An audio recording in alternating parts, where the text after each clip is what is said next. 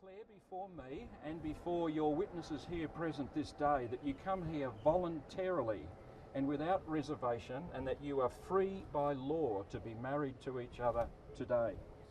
Yes, we do. Good to hear, thank you. Well, Amy and Shane, family and friends, as you know, real love in marriage is something beyond just the warmth and the glow and the romance and excitement of being deeply in love.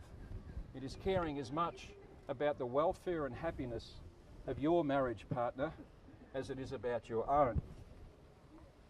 I think that could go somewhere else, don't you? Real love is not about being totally absorbed in each other. It is looking forward in the same direction together. And love makes burdens lighter because you divide them. It makes joys more intense because you share them. It makes you stronger so you can reach out and become involved in life and with life in ways that you dared not risk alone. The beautiful thing about love is that it's an experience that we share with the whole of mankind throughout the world. And yet to anyone who falls in love, it's unique and it's a most precious thing. It is the most precious thing in the world. A really happy marriage is founded on love, and of course love works in ways that are both wondrous and strange. And there is nothing in life that love cannot change. Love is unselfish, understanding and kind, and it sees with the heart and not so much with the mind. There can be no stronger bond between a husband and a wife to ensure a happy married life. Now, ladies and gentlemen, you will probably know many of the people standing before you this afternoon. You'll certainly know the bride and groom. Of course, the proud gentleman who walked the bride down the garden path and down the carpet. Would you please stand? Was none other than Glenn. Round of applause for Glenn. Thank you very much. Now, as you can see, Amy has chosen two very charming ladies to be her attendants today, and I refer to the maid of honour, Sarah Donovan, and bridesmaid, Ashley Fiddler. Fiddler or Fidler? Fiddler. I got it right, good. Now, Shane tells me after an exhaustive research period of time and careful auditioning, he's finally come up with these very distinguished looking gentlemen to look after him today. And I refer to the best man, James Nesbitt, and keeping it in the family, the groomsman, Dean Guest. So, ladies and gentlemen, we're just going to give the photographers a good chance to take a photograph of these people. So if you go in nice and tight, because you will never see this group of people ever again looking quite like this. So don't forget to smile. The photographers are going to shoot now and grab you. That's good.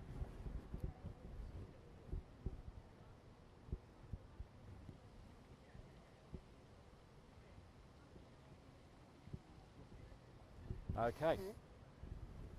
Before you, Shane Michael Guest, and you, Amy Victoria Lorimer, are joined together in my presence and in the presence of these witnesses. I'm bound, as you know, to remind you publicly of the serious and binding nature of the relationship into which you are now about to enter.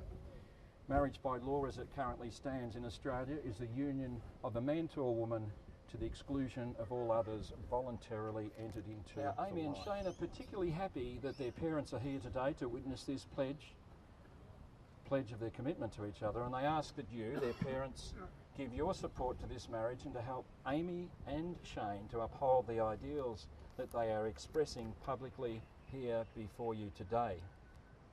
And Amy and Shane wish to express the following sentiments to you. Our union does not separate us from you, but it only strengthens our relationship with you. What greater reminder is there of endurance and commitment than that of a loving parent for a child?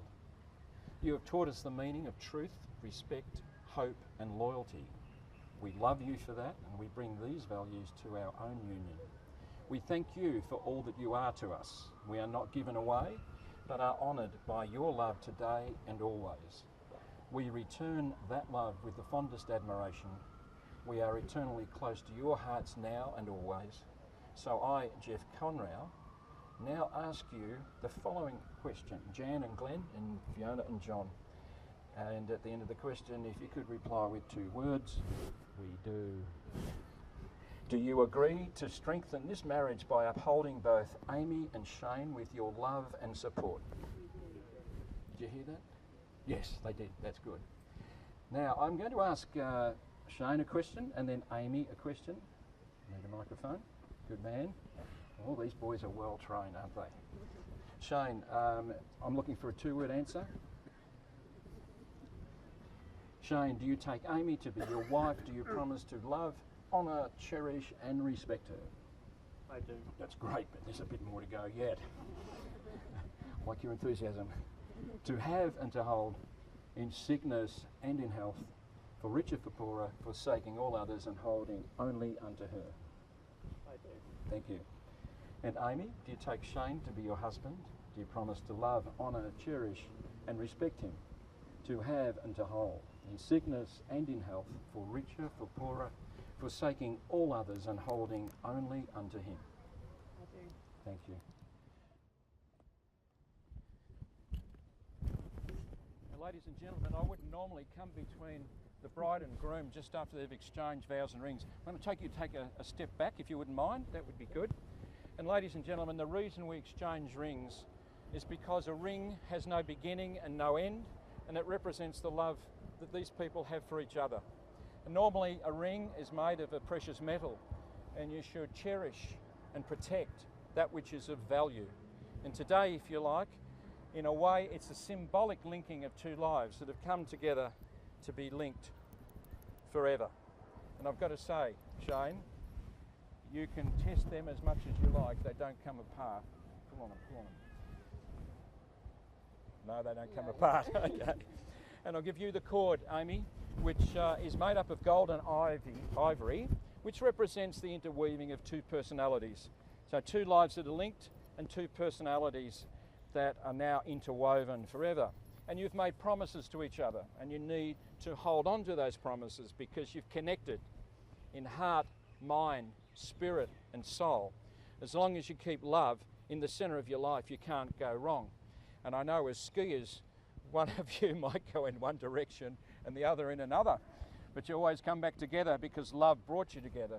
The same as your interests, and probably it was your differences as much as your similarities that attracted you to each other in the first place. But obviously there's always concessions in a relationship.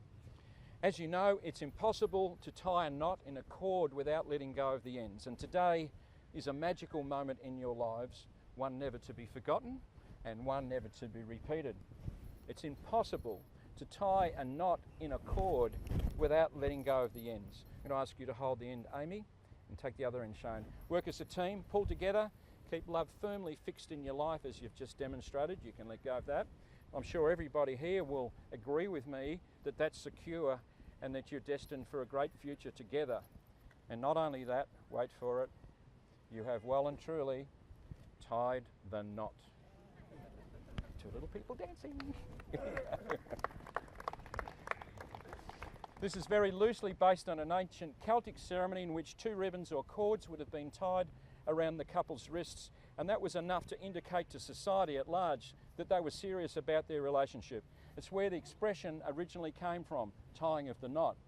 And of course the idea is once the knot is tied, it remains tied for life. This would have been a small leather pouch. I'll give this to you, Amy. I'll just get the microphone, the little one. So Shane, there's a question without notice. On your wedding anniversary, which is? The 28th of October. 2019? 2017? Yeah, wedding anniversary. 2018. You Yeah. mean the first one? Yeah, that's the first one. Don't forget that one, okay? No, I won't. That's the only wedding advice I'll give you. Okay? It's up to you to grab hold of this small item here, which contains the cord and the ring, and together you'll look at it on your wedding anniversary in 2018. You remember the vows that you said to each other, the members of your bridal party, and your family and friends who all came to witness it. And one more thing, don't forget your celebrant. It's not that important. Please continue to hold hands. Well, ladies and gentlemen, Amy and Shane, may your lives be filled with abundant happiness, and may the promise into which you have made enrich and uplift you.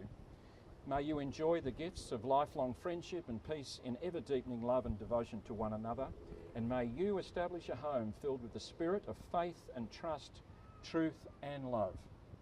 You have both declared before all of us here today that you will live together in marriage. You've made special promises to each other that have been symbolised by the joining of hands, the exchanging of vows, the giving and receiving of rings, and of course the tying of a knot in a cord. There's not a lot more you could do to indicate your love for each other.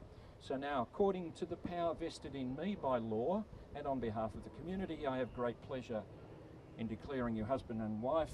Shane, I've delayed it long enough. This is the moment. You may now legally kiss your bride.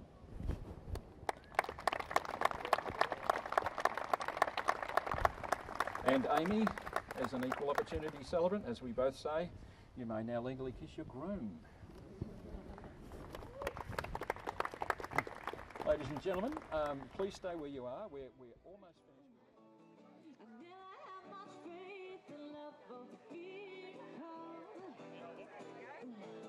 I never wanna put my heart on a line. But swimming in your pool of something spiritual. I'm burning it every time I speak.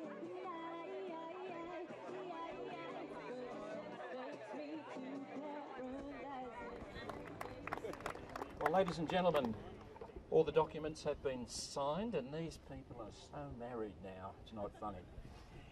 It gives me great pleasure to present this folder, which contains the marriage certificate and the words that have been spoken. But before I do so, just a couple of things I think you should remember. For a long, happy marriage, two things you need. Number one, a sense of humour, and secondly, a very short memory. And marriage, justly understood, gives to the gentle and the good a paradise on earth. So live well, laugh often, love much, and ski even more. Congratulations, Steve. Ladies and gentlemen, I now have very great pleasure to introduce to you all the newlyweds, Shane and Amy Guest. A round of applause.